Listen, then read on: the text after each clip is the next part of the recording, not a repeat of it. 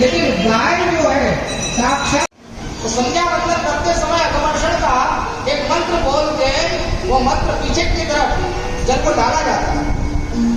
तो राजा रघु ने उस समय मंत्र बोल के वहीं पर जल नीचे आगे की तरफ डाल दी।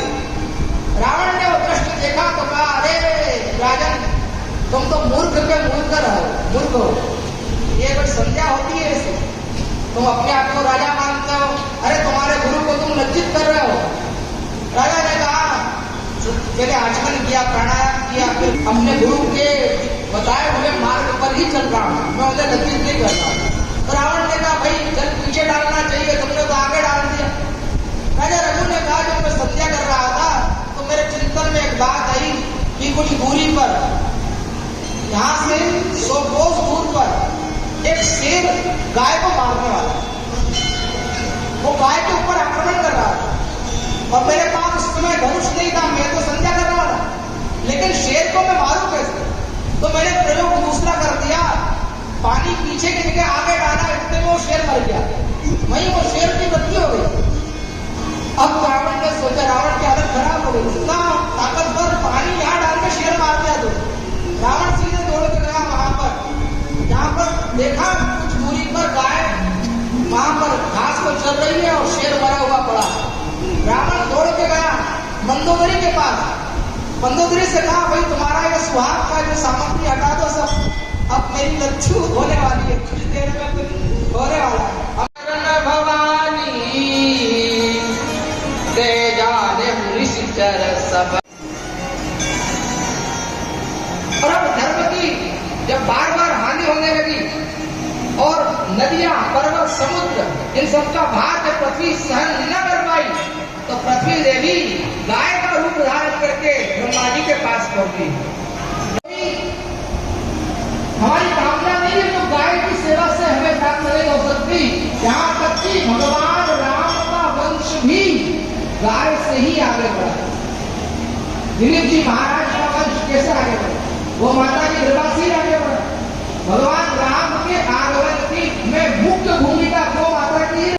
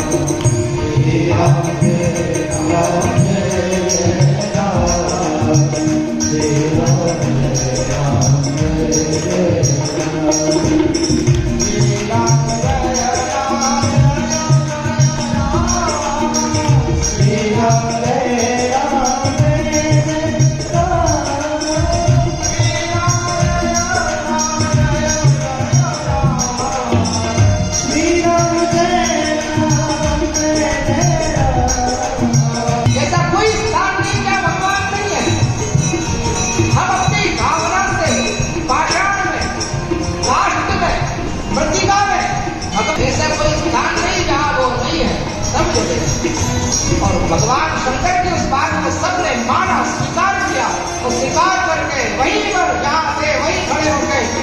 सब देवताओं ने भगवान की दिव्य स्तुति की। जय जय सुरनायक जय सुरनायक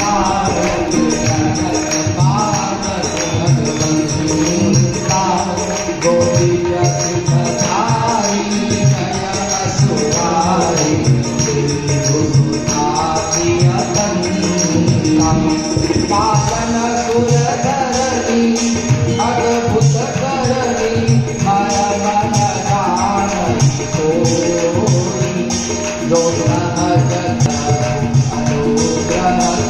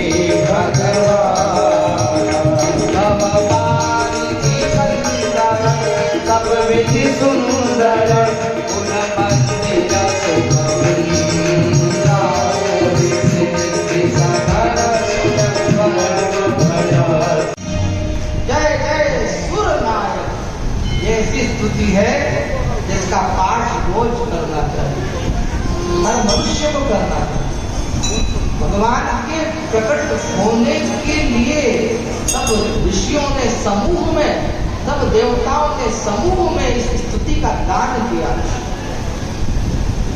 तो महाजनों ये जगता सर्वगता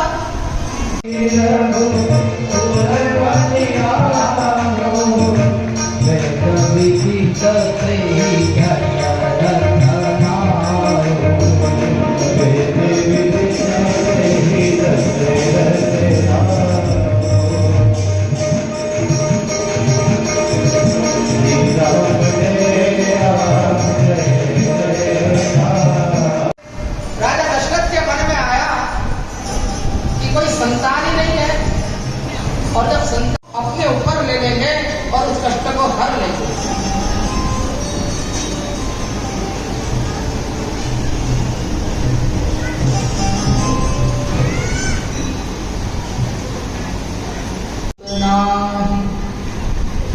एक बार मन में ये बात आई, राजा के 3 पत्नियां हैं लेकिन संतान एक भी नहीं। मेरे बाद इस सिंहासन पर कौन बैठेगा, कौन संभाले? अपने गुरु के पास गए। अब गुरु जी के पास जाके अपना अंतिम सुख दुख सुनाया। गुरु जी ने कहा, भैया तुमको बहुत दिन हो गए मेरी आया। इसमें एक किस्सा भी है। वशिष्ठ जी एक बार आए थे राजभवन में, ऋषि की कृपा से, ऋषि की कृपा से अग्निदेव स्वयं प्रकट हुए और प्रकट होकर हाथ में पायसान लेके आए। और वो पायसान ऋषि की आज्ञा से, वशिष्ठ जी की आज्ञा से, शृंगी ऋषि की आज्ञा से वो पायसान को अलग अलग भाग में बांटा। आधा हिस्सा कौशल्या जी को दिया पायसान का, आधे में से आधा केकई को दिया, और उसमें जो सबसे छोटा हिस्सा था वो सुमित्रा जी को दिया। सुमित्रा जी, अब देखो राम कथा त्याग की कथा है, यहाँ उदारता की कथा है। यहाँ ऐसा नहीं कि जिन्हें जो मिल गया वो रख लिया। कौशल्या जी ने अपने हिस्से में से कुछ हिस्सा सुमित्रा जी को दिया, और केकई ने भी अपने हिस्से में से कुछ हिस्सा सुमित्रा जी को दिया। सुमित्रा जी ने कहा कि अब अगर मेरी 2 संतान हो गई तो मैं आप दोनों की ऋणी हो गई हूँ, क्योंकि आपने अपने हिस्से में से हिस्सा दिया। अगर मेरा अब शुभ समय में मर्यादा पुरुषोत्तम के रूप में भगवान तुम्हारे आंगन में आए, तुम्हारे घर में आके राजभवन में ही वो अवतार ग्रहण करेंगे।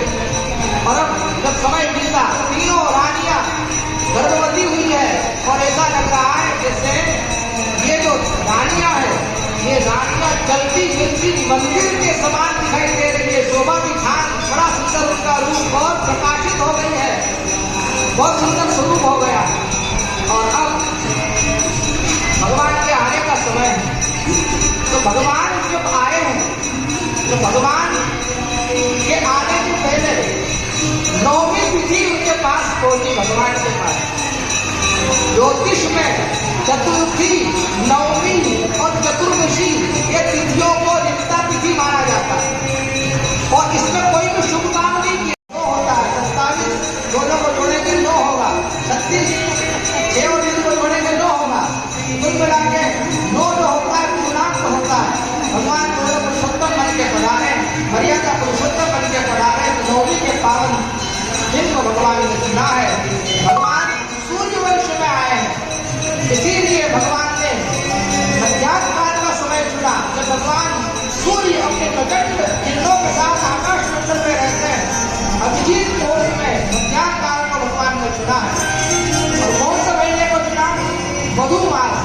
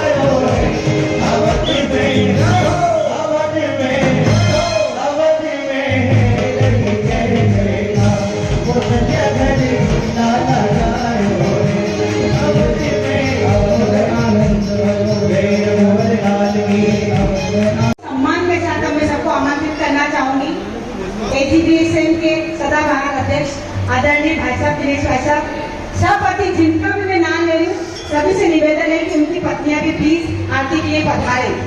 आदरणीय हमारे काकाश्री जगत काकाश्री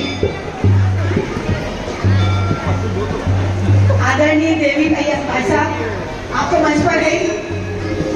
विष्णु प्रकाश जी व्यास। राजा दशरथ के मन में आया कि कोई संतान ही नहीं है, और जब संतान